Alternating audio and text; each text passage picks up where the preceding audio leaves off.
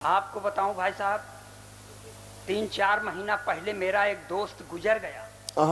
मैं 3-4 दिन बाद अपनी औरत को लेके उसके घर गया तो मेरी औरत ने मेरे दोस्त की बेवा से पूछ लिया, बहन जी क्या हो गया था कि भाई साहब इतनी जल्दी खत्म हो गए? तब उसने कहा, कुछ नहीं बहन जी, सुबेरे उठे थे, एक कप चाय पिए, बाथरूम गए, जब बाथरूम से लौटे तो मुंह से खून फेंक कर मर गए। लगता है चाय की पत्ती में जहर था।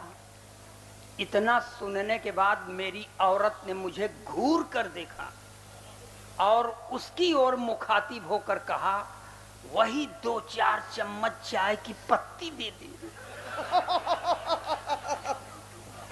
मैंने कहा, भाग्यवान ये तू चाय की पत्ती क्यों मांग रही है?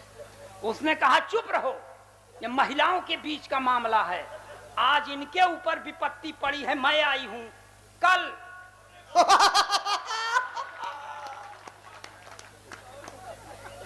जिंदाबाद जिंदाबाद दादा, क्या निष्ठा नहीं रखता भाई साहब। मेरी पत्नी पूरब दिशा, हम भोग रहे हैं, वो आपका मजा आ रहा है। हाँ?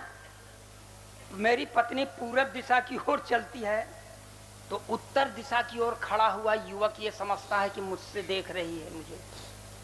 मैंने उससे कहा कि देख भाग्यवान, जब मैंने तुझे पहली बार देखा तो नगर पालिका के हेडलाइट की तरह तेरी एक ट्यूबलाइट काम नहीं कर रही थी। वाह। मैंने फिर भी तुझसे विवाह कर लिया, इसलिए मुझ पर नाज कर। तो उसने कहा कि इस हुनर में भी तुम औरतों से बहुत पीछे हो। अध्यात्म गवाह है भारत का कि एक जन्मांध पति का साथ देने के लिए एक सुनैना सुंदर युवती ने अपनी दोनों आंखों पर पट्टी बांध लिया। वाह। तो मेरा साथ देना चाहता है तो अपनी एक आंख फोड़ ले। मैंने कहा, एक आंख नहीं फोड़ूंगा, चाहे जो कुछ हो जाए। तो उसने भी कह दिया, मैं भी मांग में सिंदूर नहीं लगाऊंगी, चाहे जो कुछ हो जाए। तो अगर ऐसी ही पत्नी आपको मिली है तो आप बधाई के पात्र। अब नहीं मिली है तो भोगो। हाँ? अरे यार, तुम काहे बीच बीच में बोल रहे हो यार? ये बीच वालन से हमारा जान उबिया कोना शुभ काम हुआ बीच वाले पहुंच जाते हैं। अब बीच में ना बोलो, नहीं ऐसा शराब दे दे कि गोरखपुर में पैदा हो जाता। बस। अरे अबे तोर तो माइक के आग लग जाए, जब कोई अच्छा काम हो तो कुरुर कुरुर करे लगे। तो अब भाई साहब माइक को सेट रखना, एकदम आवाज सही है न खराब है। जिसने कहा माइक खराब है वही खराब है।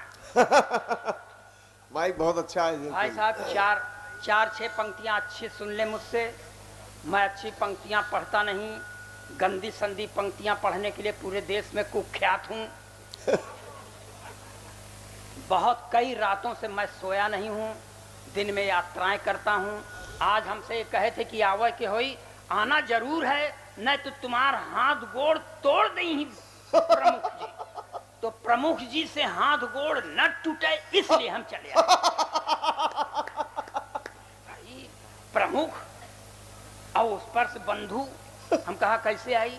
कहा किराया का गाड़ी कह लो, हम तुमका पैसा दे दिए, अब अगर न दियो तब हम।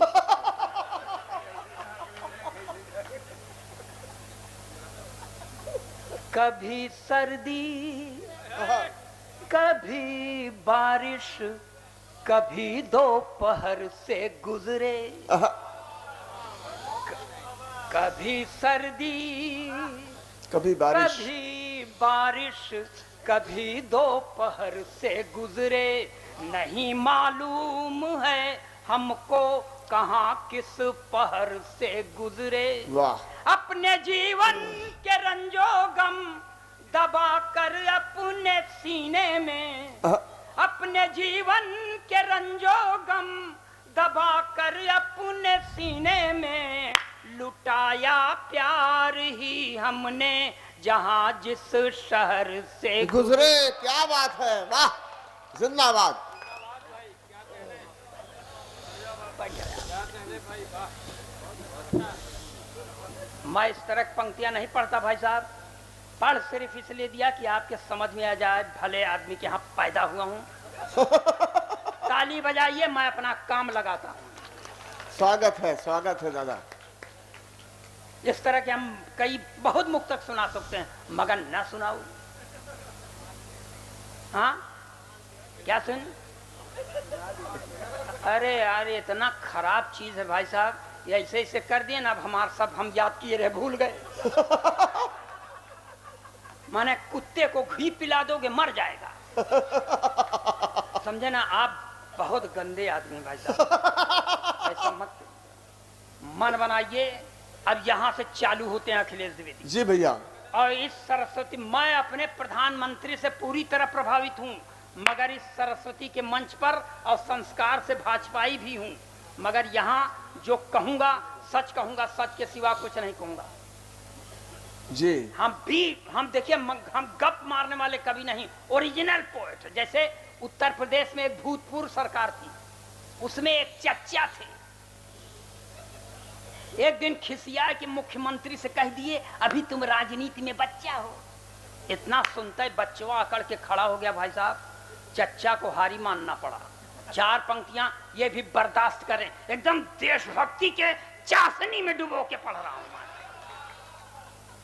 कि जो था खराब सबसे वो अच्छा निकल गया, जो था खराब सबसे वो अच्छा निकल गया, झूठों के घर में देखिए सच्चा निकल गया, झूठों के घर में देखिए सच्चा निकल गया, जो था खराब सबसे वो अच्छा निकल गया।